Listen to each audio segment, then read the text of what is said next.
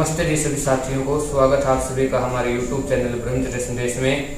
तो साथियों, आज हम आर्ष महाविद्यालय गुरुकुल कालवा जिला जींद में आए हुए थे और हम निरीक्षण कर रहे थे कि गुरुकुल में क्या कुछ ब्रह्मचारियों की दिनचर्या रहती है, क्या कुछ उनका खान पान होता है। तो हमने आज पूरा दिन घूमकर पूरा निरीक्षण किया है। तो आज हमारे साथ गुरुकुल कालवा के आचार्य भीमदेव जी मौजूद हैं, तो उनसे हम कुछ प्रश्न पूछेंगे। तो सबसे पहले भीमदेव जी, स्वागत है आपका हमारे YouTube चैनल। सभी को नमस्ते जी नमस्ते। तो आचार्य जी, आपको इस गुरुकुल में आए हुए कितना समय हो गया है और आपने यहाँ रहकर किन किन शास्त्रों का अध्ययन किया है? मेरे गुरुकुल में यहाँ पर पढ़ते और पढ़ाते हुए 9-10 वर्ष हो गए हैं और मैंने व्याकरण शास्त्र संपूर्ण करके निरुक्त शास्त्र व्यास मुनि का और छंदाचार्य पिंगलाचार्य जी का वो पूरा किया। और फिर मैं पठन पाठन के लिए गुरुकुल नलवीखुर्द करनाल में मैं भी 1 वर्ष वहाँ पर लगा के आया।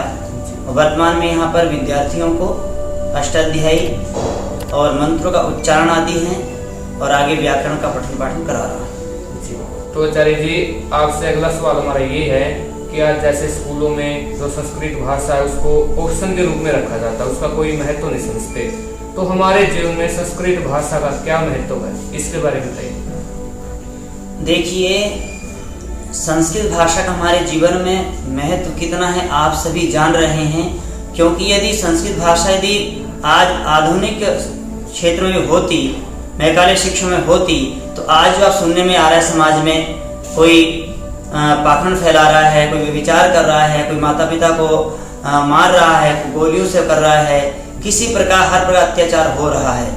आप जानते हैं संस्कृत भाषा इतना महत्व रहा हमारे जीवन में। जब तक हमारे देश में संस्कृत का बोलबाला रहा तो किसी प्रकार से हत्याएं, किसी प्रकार से व्यभिचार, किसी प्रकार माता की इज्जत करना, ये सब नहीं होते थे। क्यों? हमारी संस्कृति रही है। क्योंकि जब रामायण काल में जाते हैं, 9.5 लाख वर्ष हमारे रामायण काल के हुए, उसमें आया है कि जब राम जी और लक्ष्मण जी जब प्रातः काल सुबह उठते थे तो कहा कि उसमें लिखा है प्रातः काले उठे रघुनाथा माता पितरौ नमई माथा। अर्थात हमारी संस्कृति बताती है प्रातः काल उठते ही हम बड़ों को चरण स्पर्श करते हैं, अभिवादन करते हैं, नमस्ते करते हैं, ताकि उन बच्चों के जीवन में हमेशा नम्रता बनी रहे, झुकने का भाव बना रहे। और जो नमस्ते बताया है, महर्षि मनु जी यहाँ तक लिखते हैं इस संस्कृति के बारे में, अभिवादनशीलस्य नित्यं वृद्धोपसेविनः चत्वारिदस्य वर्धन्ते आयुर्विद्या यशो बलम्। अर्थात जो व्यक्ति बड़ों का सम्मान करता है, इज्जत करता है, उनको नमस्ते करता है, उनकी सेवा करता है, तो कहा कि ऋषियों ने 4 चीज बढ़ती है उनसे। पहला कहा कि आयु बढ़ती है, दीर्घ आयु वाला व्यक्ति हो जाता है वो।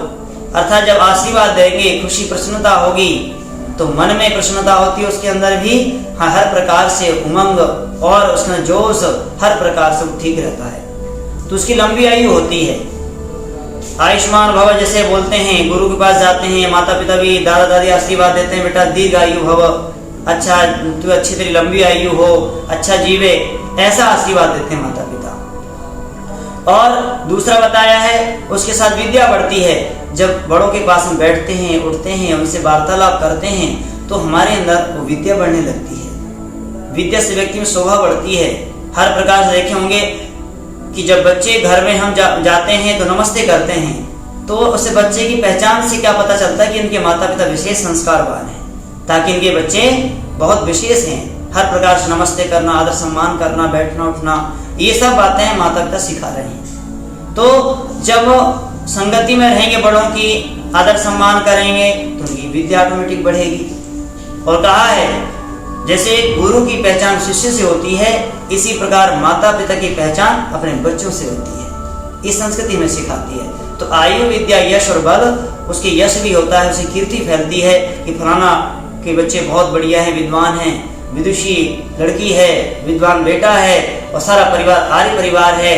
हर प्रतिदिन यज्ञ होते हैं और सभी अभिवादन करते हैं, दूसरे का कहना मानते हैं। तो जब ये बातें वहाँ सिखाई जाती है बच्चों को, तब उनके अंदर झलकती है, वही संस्कार परिवार है। तो आयु विद्या यश और बल, जो उसका बल भी बढ़ता है, उसके अंदर जोश भी आता है कि मेरे साथ तो कितने परिवार जुड़े हुए हैं। उसका व्यवहार अच्छा होता है तो सब लोग उससे प्रसन्न होते हैं, उसके पास बैठना ही पसंद करते हैं। जिसका व्यवहार शून्य होता है उसके पास कोई भी नहीं रहना चाहता है। आज संस्कृति क्या हो रहा है, आप देख रहे हैं कि मैकाले शिक्षा ने ये हमारी संस्कृति को नाश करने के लिए अनेक प्रकार के हथकंडे अपनाए और इस संस्कृति नष्ट करने के लिए अंग्रेजी को लागू कर दिया। कहा कि जब लॉर्ड मैकाले ने जब पार्लियामेंट में जब वहां पर मीटिंग हुई, सभा हुई, उसमें ये घोषणा करा, इस भारत देश का नाम इतना सुना है, सोने की चिड़िया कहा इस देश को, अर्थात हर व्यक्ति इसको जानता है, यहाँ इसने विश्व गुरु कहा है, अर्थात ये सब लोग शिक्षा ग्रहण करने इस भारत देश में आते थे। और इतना भी नाम सुना है कि यहाँ पर भारत में लोग चरित्र की शिक्षा ग्रहण करने आया करते थे। महर्षि स्वामीनारायण महाराज ने भी सत्यार्थ प्रकाश 1116 में ये श्लोक लिखा है। और इस श्लोक की कहां से आया, महर्षि मनु ने इसका उद्धृत किया है। एतद् देश प्रसूतस्य सकाशाद जन्मनः स्वं स्वं चरित्रं शिक्षरन् पृथिव्यां सर्वमानवः। अर्थात ये भारत भूमि विश्व गुरु इसलिए कहा है कि यहाँ के लोग बड़े ऋषि थे। महर्षि पतंजलि ने यहाँ तक कहा है कि यहाँ पर 88,000 ऋषि हुए हैं, जिनमें सब ऊर्ध्वता ब्रह्मचारी थे और उनमें से 8 ब्रह्मचारी ही गृहस्थ आश्रम में गए ताकि संतति वंश परंपरा आगे चलाने के लिए। तो अर्थात यहाँ चरित्र की शिक्षा लोग ग्रहण करने इस भारत देश में आते थे, इस आर्यवर्त में आते थे।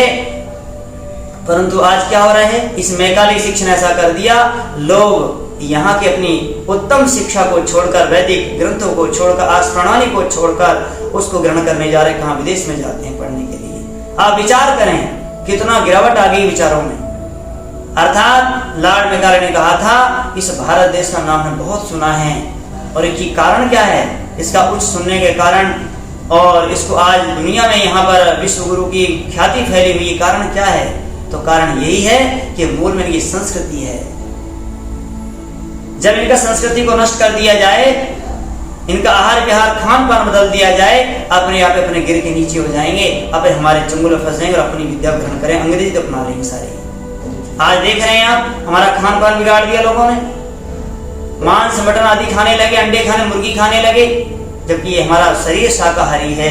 लोगों ने कितना बिगाड़ कर दिया, हमारा पहनावा बदल गया, हर प्रकार से बच्चे किस प्रकार से पहन रहे हैं आप देख रहे हैं। जबकि कहा कि माता पिता गुरुजनों से बच्चों का जो पहनावा है निम्न स्तर का होना चाहिए, हमारा स्थान नीचे होना चाहिए। आज एक संस्कृति क्या सिखा दिया, पिता पुत्र एक कुर्सी में बैठते, एक साथ बैठते हैं, हाथ मिलाते हैं। हमारी संस्कृति ऐसी नहीं है। हमारी संस्कृति हमारे बड़ों का आदर करना, सम्मान करना, उनको नतमस्तक होना हमारी संस्कृति रही है। यहाँ की इतनी ख्याति फैली हुई है कि जब यहाँ पर कोई फायन या चीनी यात्री आया और इसने भारत देश का नाम सुना था, उस घूमने के लिए, देखने के लिए वो आया और वो पूरे भारत में भ्रमण करने लगा, तो वहां देखा उन्होंने कि वास्तविक भारत देश जैसा सुना है कि यहाँ कोई चोर नहीं है, कोई डाकू नहीं है, कोई व्यभिचारी नहीं है, कोई अत्याचारी नहीं है, कोई अधर्मी नहीं है। अर्थात उन्हें भ्रमण करने के लिए अपने साथ वो सोने की छड़ी लेके आए थे और उन्होंने एक चौराहे में सोने की छड़ी को गाड़कर पूरे भारत देश का भ्रमण करके आए और वो छड़ी वहीं मिली। वास्तविक भारत देश का नाम जैसा मैंने सुना है वैसे मुझे आज देखने में मिलता है। और ये लॉर्ड मैकाले शिक्षा ने, अंग्रेजियत ने हमारी सबको नष्ट भ्रष्ट कर दिया। आज कोई चप्पल छोड़ दे, कहीं कार्यक्रम में जाते हैं आप देख रहे होंगे कि चप्पल उठ के चली जाती है, कहीं कुछ पैसे पड़े रह जाते 10 रुपये वो नहीं मिलते। अर्थात इतना गिरावट हमारी क्यों आ रही है कि जब संस्कृत से दूरी बनाते रहेंगे तो ये गिरावट आएगी। अंग्रेजी शिक्षा व्यक्ति को डॉक्टर, इंजीनियर और अच्छे अधिकारी बना सकती है, मगर मनुष्य और मानव नहीं बनाती। मनुष्य और मानव बनाने वाली कोई शिक्षा है तो गुरुकुल पद्धति है, गुरुकुल शिक्षा है, आर्ष प्रणाली है, वैदिक ग्रंथ हैं, वैदिक मान्यताएं हैं।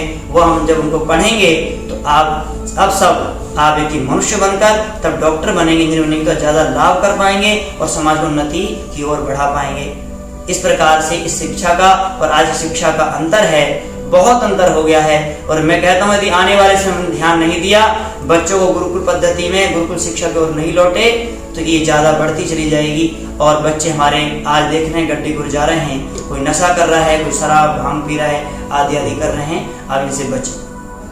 जी तो आचार्य भीमदेव जी ने संस्कृत के बारे में बड़ी अच्छी जानकारी दी कि संस्कृत भाषा में सबसे पहले मनुष्य बनाती है, कैसे एक दूसरे के साथ हमें व्यवहार करना है, तो आपको केवल संस्कृत भाषा सिखा सकती है।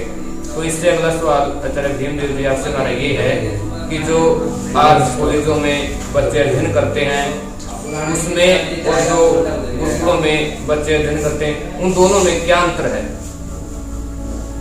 वहाँ जो बच्चे अध्ययन करते हैं वहाँ के शिक्षक आप देख रहे हैं कि गुरु और शिष्य में भाव नहीं बन पाते जो गुरुकुल में गुरु शिष्य परंपरा के अनुसार बन पाते हैं। एक आदर सम्मान जो गुरुकुल के विद्यार्थियों में गुरु के प्रति होता है, हमारी पद्धति हमारी संस्कृति में है, वो वहाँ पर मैकाली शिक्षा में नहीं मिलता है।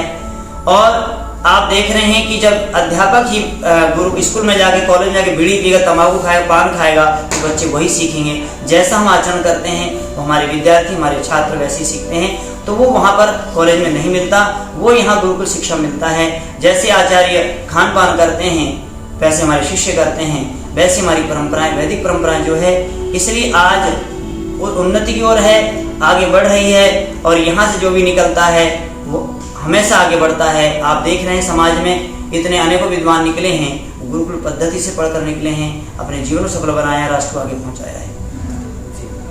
तो बहुत बहुत धन्यवाद आचार्य भीमदेव जी, आपको हमसे बात करने। सभी को धन्यवाद। तो साथियों एक जानकारी और आपको दे देता हूँ कि आचार्य भीमदेव जी का अपना भी एक YouTube चैनल है आचार्य भीमदेव जी के नाम से, और वहाँ पर वो संस्कृत विषय के ऊपर वीडियो डालते हैं। यदि कोई भी साथी गुरुकुल में आने में असमर्थ है और वो संस्कृत के प्रति अपनी रुचि रखता है, तो वो आचार्य भीमदेव जी के चैनल से अवश्य जुड़ें और उनको चैनल को अधिक से अधिक आप सब्सक्राइब करें और अधिक से अधिक उनके वीडियो को शेयर करें और आप इनका अधिक से अधिक सहयोग जरूर करें।